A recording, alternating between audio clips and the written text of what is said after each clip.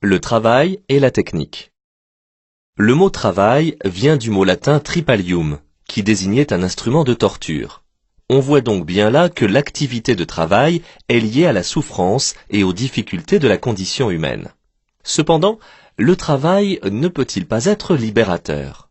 N'est-il pas l'activité consciente de transformation de la nature qui permet à l'homme de se libérer de sa condition animale? En effet, le travail est également une activité qui révèle l'intelligence humaine. L'homme ne travaille pas comme les animaux qui réalisent instinctivement certains travaux, tels le castor qui fabrique un barrage, l'araignée qui tisse sa toile ou l'abeille qui produit du miel. Ce qui caractérise le travail de l'homme, c'est qu'il conçoit au moyen de son intelligence des produits artificiels qui lui permettent de vivre humainement dans un monde qu'il transforme. Comment une telle activité est-elle possible?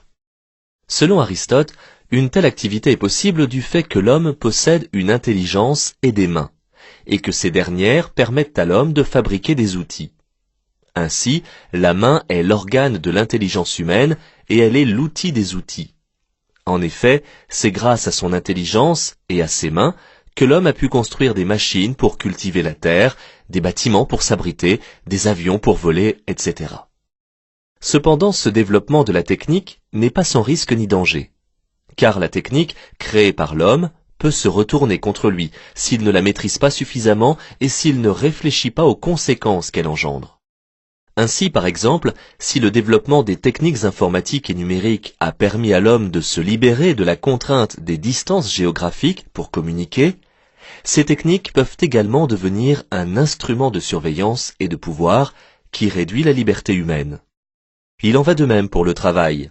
Si le travail est libérateur, il peut aussi être aliénant, c'est-à-dire qu'il peut rendre l'homme étranger à lui-même, comme l'a montré Karl Marx dans sa critique du travail du prolétariat.